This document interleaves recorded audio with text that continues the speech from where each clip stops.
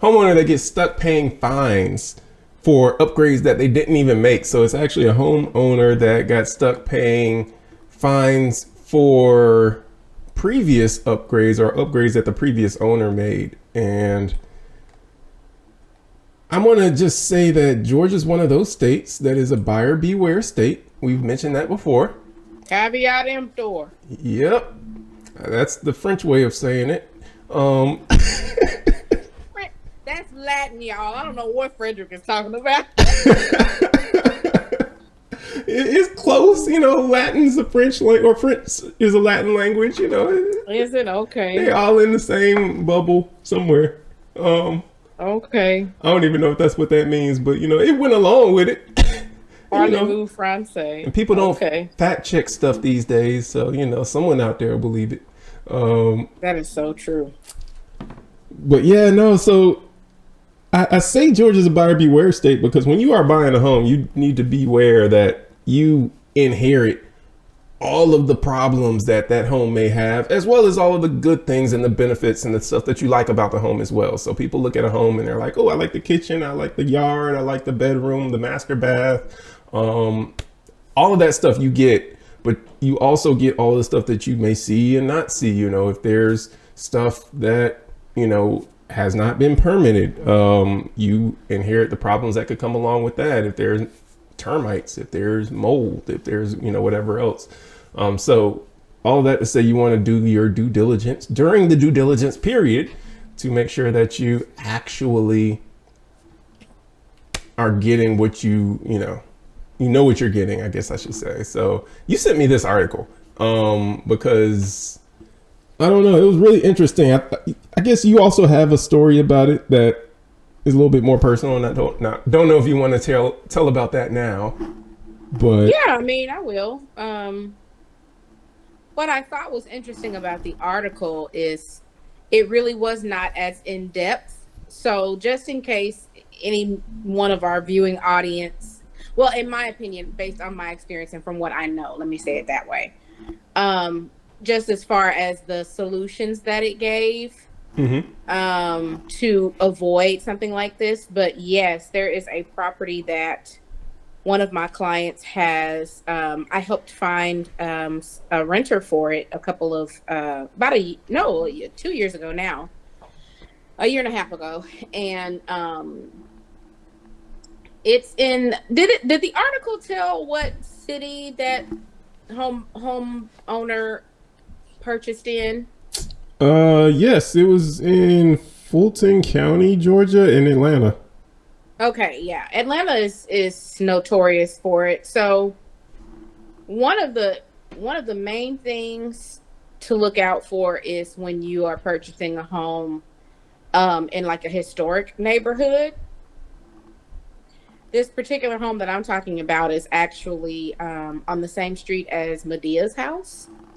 In Atlanta. Medea? Yeah. Tyler Perry Medea. The house that's featured in his movies as being Medea's house. And it's actually tourist attraction. I've never seen like people outside of it or anything, but they have it set up like a museum, like you can actually visit it. But it's the house that I'm talking about is on the same street. So the homes there have been around for at least 100 years. The majority of the homes there, they were built in like the 1920s or a little before that. So it's in the city of Atlanta. It is a historic home. It's listed in the historic registry. So there are certain things like you can't even do so much as cut down a tree without permission. And the majority of the time, whenever you reach out and ask to do anything exterior as far as changes, even the paint color, they're probably going to say no. Like this particular homeowner, their insurance company, like they have a 3-foot tall porch on the home, and there's no balustrade, no type of railing around the porch. It's just one wrong step and curse splat, So the insurance company told the homeowner, like, hey, you need to install some railing so that we can not only take your homeowner's insurance down, but so that you can be in compliance because this is not safe. Apparently the homeowner went to the historic department and they denied it because they were like, this is not consistent with the other homes on the street. This is not going to be consistent with anything that, historically, so you can't do it. I didn't know this. So the homeowner was like, screw y'all. I'm just going to call the, contractor and have them do it anyway. So we had the contractor put it up. Next thing you know, the tenants reach out to me and send me a huge picture of this yellow sign, very similar, not unlike the one in the article. Mm-hmm. And it says "stop work" on it. And it was the same kind of sign that I remember it being on the home when I first listed the home. And so, they will, any kind of structural additions you could pretty much do anything on the inside, because they're not going to come inside the home. Mm-hmm. But it's what you do to the outside, because they just don't want it to look differently. So I do remember the article saying something about, like, whenever you are buying a home, try to see if you can find historic pictures of it in the like in the Maps app or whatever. But I always look in the MLS as well. You can always ask your realtor to show you past listings of the home, to see if any work has been done. There were some good tips in there. If you want to go over some of the tips that the homeowner had said, and I also have a few to add. But yeah, and so I completely did not get into the story. So the story of what happened. So it was a first-time home buyer in Atlanta that faced a financial nightmare, as they put it in the article. Yeah. So after discovering unpermitted upgrades to her new home. So you go shopping for a home, you find out, oh, it's got all the new finishings that I wanted. This is great. And then you don't do the research to find out only after you purchase the home that these upgrades were not permitted, which means they weren't done correctly, in terms of because you got to pay money for those permits. So what ends up happening is Anissa Roberts recently purchased her home, and then she was hit with thousands of dollars in fines and repair costs due to renovations done by the previous owner without the proper permits. So 5 months after she moved in, she had a privacy fence that was installed, and a few months later, Roberts, who's the lady that purchased the home, her trouble started with a big yellow stop work order, which was posted on her front door, and not only for the fence that she was, installed, but also for a list of all of these upgrades that were made before she even purchased the home. And so now she had deadlines to meet to help protect her investment of this home, because now she owns this home, but she could be in jeopardy of losing this home if she doesn't take care of these issues and these upgrades that were not permitted and they weren't done the right way. Because there's one thing that I have learned, and anyone who's ever owned a home has learned about real estate: the government's gonna get their money one way or another. They will take your house and sell it to get their money, or you can give it to them willingly, but they're gonna get their money. So this was, give it to me, I'm gonna take it from you. Either way, I'm getting mine. I feel kind of like I've got this mental image in my head of like the bully in school holding the person up by their legs, just jingling the change out of their pocket. All their lunch money. Yeah, and that's basically what it is. All your lunch money gonna be gone. Yeah, it's because it's like they also decide the property values that they're going to tax you based on. It's like, oh, we need a little bit more in taxes. We'll just go up on property values.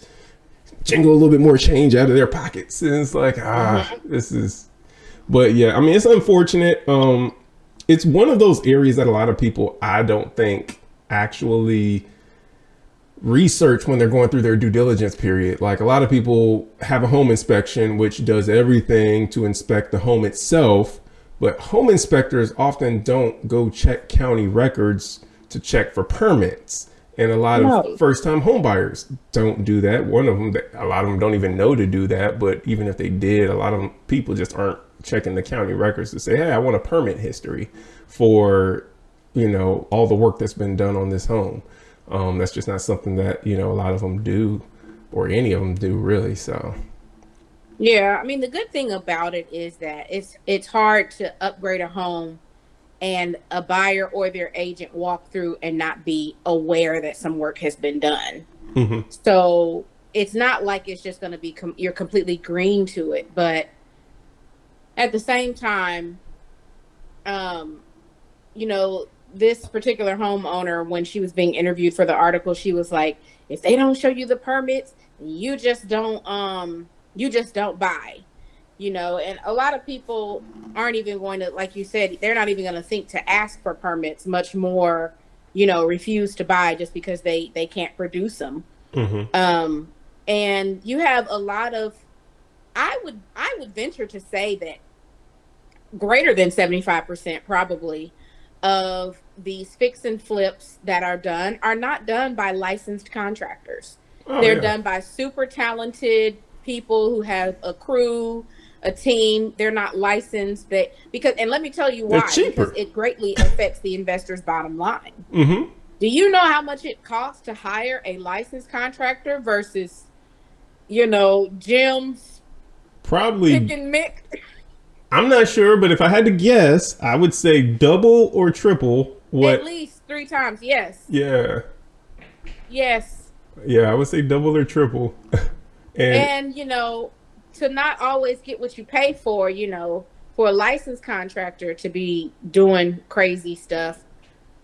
And for me, the ones that I see in the news the most are the ones with those legit incorporated or LLC business, the ones that are like ripping people off. mm-hmm. That's what I see the most. But I think it's easy to get ripped off by a contractor no matter what their status is, licensed or not. But a good majority of the time, if the investor is cutting corners with the contractors, it's a high chance that they're also cutting corners when it comes to the permits. So, Mm-hmm. but I think the homeowner in this particular article was like, check the records to see if there's been anything done to the outside, because that's all that a city can put a stop work order on, is just stuff that they see from the outside. It's not like the inspector's going to knock on your door and ask to walk through and see what all walls have been knocked down and everything on the inside of the home. Mm-hmm. But it's stuff like with the house that I'm talking about. There was a tree that was cut down, and the reason why the tree was cut down was because it fell on the roof, knocked a hole in the roof, so then the roof was replaced. They dinged them for the roof replacement because the roof that was there was brown, and the roof that replaced it was like gray or something. So they were like, basically, you need to put everything back in order for us to remove or lift this stop work order.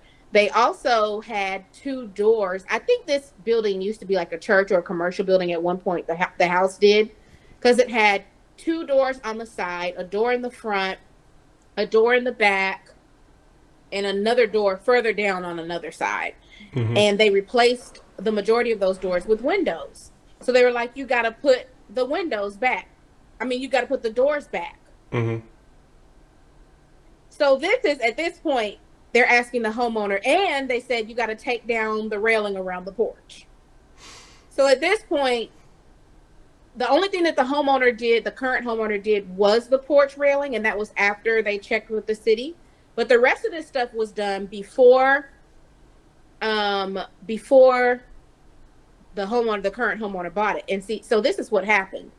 The stop work order, when the city puts a stop work order, that yellow tag on your window or whatever, your front door, you are not supposed to remove it until, like, they're the ones that remove it. And the only way that they are supposed, they remove it is you basically remedy everything that they're telling you to remedy, no matter how much it costs. And it could cost tens of thousands of dollars. Mm-hmm. And so when the city inspector drives back through, they're looking for that stop work order to still be posted on the window. The wind blew it off. Yes, both times that I've seen it, it's been peeled off. The first time it was by the homeowner, and the second time it was by the tenant. So It was I the don't wind. know. The wind blew it off. Yeah, we could say that. Strong winds. Yeah. Yes. And Yeah. so I don't know. The only thing that kind of struck me a little was about the homeowner. Like, this homeowner, like, she was really, really on it in the article. Mm-hmm. Like, she was really, really on it, and she made sure to get everything fixed, and it just cost so much money. I'll tell you that they may fine you. The city may fine you if you don't. They'll be like, you need to rectify this within 2 weeks or within 30 days. But it's not like they're an HOA where they can like foreclose on your home, or you know, if you don't pay your taxes, you can lose your home. Not that I've seen. Mm-hmm. So my advice, well, I don't want to give too bad of advice, but I would say don't stress yourself out about it. Like you need to pace yourself and do what you can afford. But then this particular homeowner that I'm working with was like, okay, well, let's just put the property on the market. I said, now, see, ain't that how you got in trouble? Because she purchased the house. She knew me at the time that she purchased it, but she had already went under contract when she reached out to me. So I wasn't her buyer's agent. And I'm actually glad that I wasn't, because I knew nothing about how to go about this. But what happened was the previous owner had gotten all the stop work order because of all these changes and upgrades that they made to the outside of that house. And they did not tell my client, who is the current homeowner. They didn't tell her at all. They removed the stop work order, put it on the market, and she came along unexpectedly and purchased the house. And you know, the statute of limitations, I don't know. Well, I mean, there is no statute of limitations. It's caveat emptor. You're expected to do whatever due diligence you're supposed to do during this time. Caveat, yeah, it's how the French do it. So yeah, it's yeah. So the biggest and best thing that I can tell people is, especially in the city of Atlanta or any major city that has all these rules, and especially if you're in a historical area where the homes are 100 years old or more, or older, make sure that you do what's called an open records request. Yep. That's going to let you know if the additions and the changes that you see were permitted. Mm-hmm. You can look and see whether it was, you know, if this is new, or, you know, if the Google Street View shows something different in place of this home. And that may let you know that you need to look for permits, but it's always better to just do the open records request. So yeah. No, I agree. Ooh, Waterloo. My wife just bought some of those, actually. Oh, hold on. They ain't paid me to do no advertising for them, so I'm gonna put that down. She bought some blackberry flavored ones. I did. Blackberry lemonade is really good. No, I mean, that's what. Well, I don't know if ours has lemonade, but yeah, no, my wife bought that a little while ago. Anyways, Oh Lord, you got the attention span of a 5-year-old. Yeah. It's okay. I got a 3 and a 6-year-old in the house, so you know I can fall in between there somewhere and I'll be all right. But no, I'll say that I am also guilty of having bought homes and not having done an open records request. Matter of fact, every home I bought, I've never done an open records request. Recently did buy a commercial building though, and did do an open records request for that one. Okay, good. So that I did do an open records request. I was like, look, I want to see all the work that was done on this thing. It's like, I don't know. I guess it was because, you know, it wasn't a residential home that I was going to be living in. It was just this extra level of scrutiny that I felt needed, you know, I needed to put toward it and everything. But everything was good. You know, there was no issues. You know, great seller. I mean, everything was just great about it. But yeah, I mean, open records requests are just, like you said, it's a good thing to do. And it's something that you should request early, because it might take a little time for it to actually get to you, because whoever at the county, you know, it's a request that you're putting in with the county, and then someone's going to have to pull it. And depending upon the county that you live in, it might take a little bit longer if they're a little bit slower in that county. So it's just one of those things where, you know, the sooner you can get that request put in, you know, the sooner you'll be able to get it back and actually view, okay, what changes were made. That brand new deck was not ever part of the original home and there's no permit for it. Now you know, okay, there's no permit for this deck. That finished basement that's looking all beautiful, which attracted you to the home, and then you pull the records and it's like, oh, there's no permits here for this finished basement. Now you know that that's going to be your problem if something comes up and it's like, hey, we noticed on some photos on Zillow or Realtor.com or Redfin or whatever that you have a finished basement and we don't have a permit for that. So now you owe us X amount of dollars. Could be $2,000, $3,000, $4,000, $6,000. I don't know, but yeah, you having that open records request is something that probably should be a little bit more standard, especially because a lot of people do make upgrades to the home, and a lot of people don't Mm-hmm. report those upgrades Mm-hmm. because it costs money.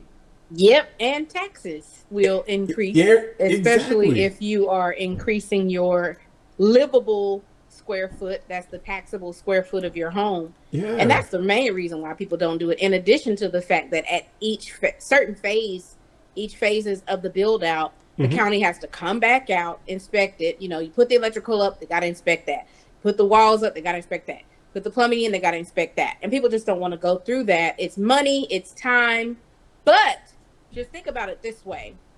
It's really in terms of not only protecting your initial investment but maximizing and capitalizing on it years down the line when you want to sell the house and the taxable square foot is not updated with the county. Yeah, you may have saved a few $100s a year every year that you were in the house on taxes, but now the $40,000, the $110,000 that you put into finishing your basement or into the expansion of your home, you will not be able to realize and profit once you sell it because there's no records of it in the Mm-hmm. county. And now the new homeowner is going to have to go through God knows what to actually get it legitimized with the county if they are able to or if they decide to do it at all. Mm-hmm. So, it's Yeah. my home. I can do whatever I want to do up in here. That's right. I own this. That's right. You government can't tell me how I'm gonna build out my house. These is my four walls. I can do what I want to do in these four walls. That's how you like to think it works until your home ends up on a list for a tax sale and And yeah, I'm just waiting for the right one. And y'all better not do nothing to the plumbing before y'all move out either. I'm Don't taking be salty. Just go on and go. Take your loss and go. I'm taking all that copper. Holes in the walls, everything. It's like, oh, you ain't about to Cement get down the toilet. you ain't about to get my home for the low and think you're not gonna have to put some money in it. No, I put money in this thing. I'm taking the money out. Just vindictive, man. But I mean, I understand, but you got to do right. And honestly, you'll never fully own. You'll never have any kind of house that you never have to pay anything for, even when you get finished paying the note, because you're still going to have taxes and insurance Mm-hmm. every year, no matter what, no matter how old you get. Your taxes might get reduced when you become a senior citizen, but they never gonna go away. Yeah. So, Government will tax you because the government loves their money, and so they're gonna hmm tax you for it, so that they can spend it on whatever they feel like spending it on. But yeah, hmm that's why people don't do it, is because it does cost money. But there is a scripture that says count the cost before you start building, so that you don't get started with something and then you're not able to finish it. So this that's is the one of word. those things that you need to count the cost on. Hey, you want to add that fourth bedroom to your home, or that fifth bedroom, finish up that unfinished space. Count the cost of not just doing the work, but the permitting that's going to need to happen and the increase that it's going to cause to your taxes, because a home with 5 bedrooms and more square footage is going to be worth more than a home with 4 bedrooms and less square footage. hmm These are the costs that you need to calculate so that you can make a good decision. You're not putting someone else in a bad spot. You're not putting yourself in a bad spot either. You're doing things the right way, and yet it's more expensive to do stuff the right way, but it's hmm the right way to do it. Yep. And I told this homeowner, I was like, listen, if I put this house on the market, I am going to put it out there that there are active stop work orders on this home, and the work that they'll need to do.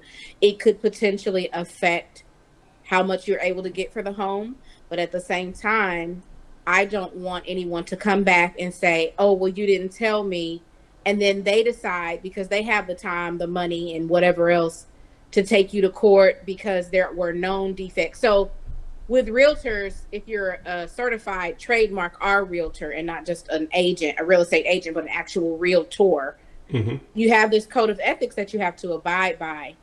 And a part of the code of ethics is Like, as long as I don't know something, I'm actually not held liable for it.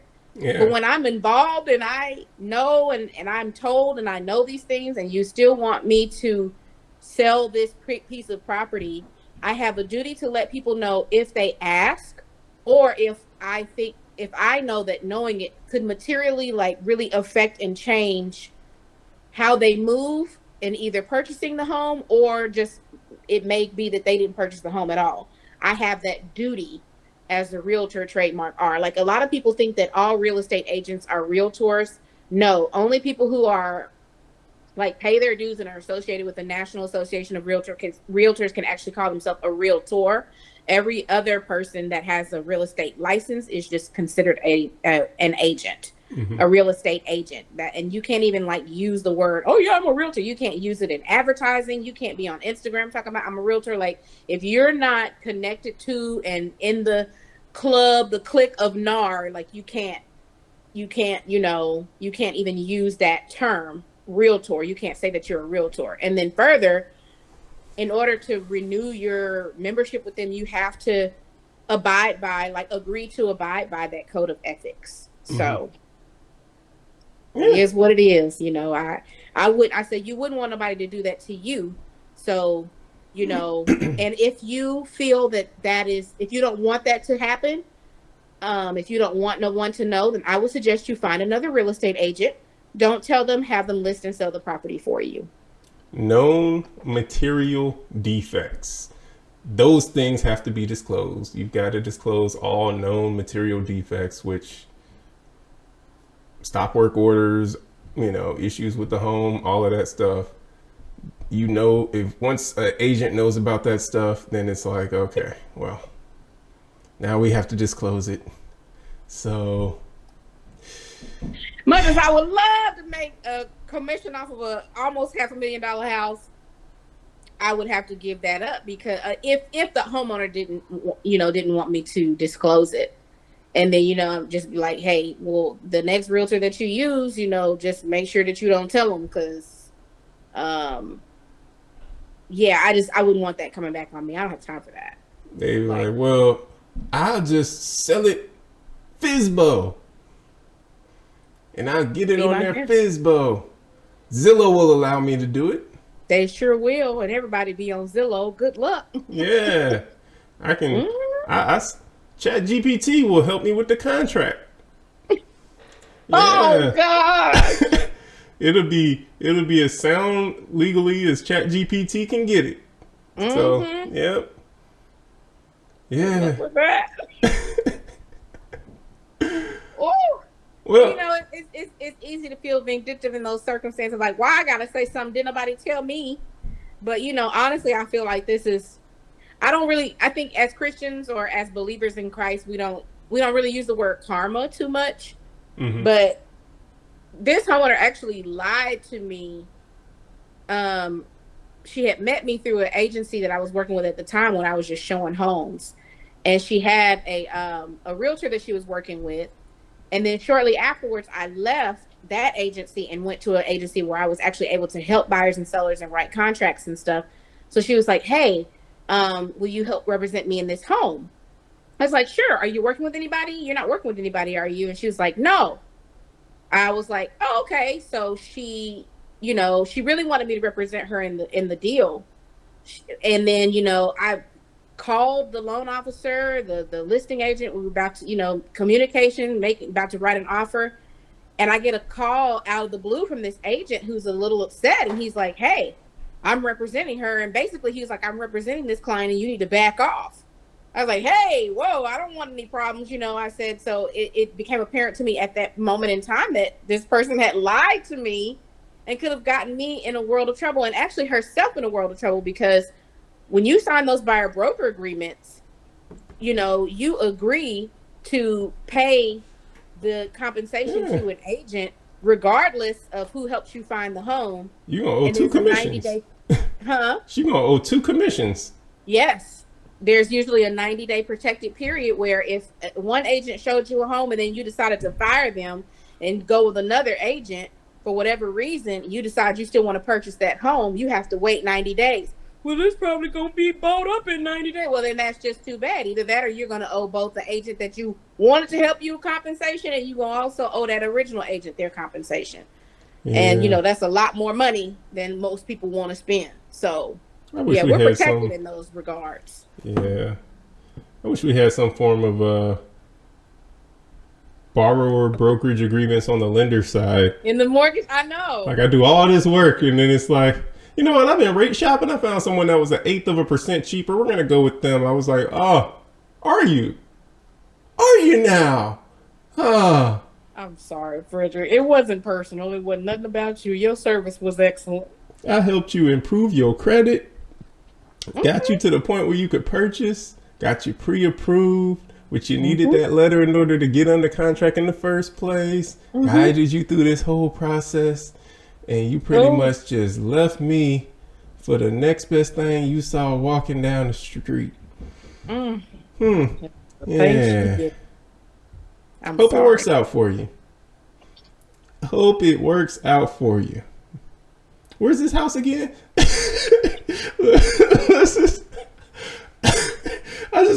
I'm just curious.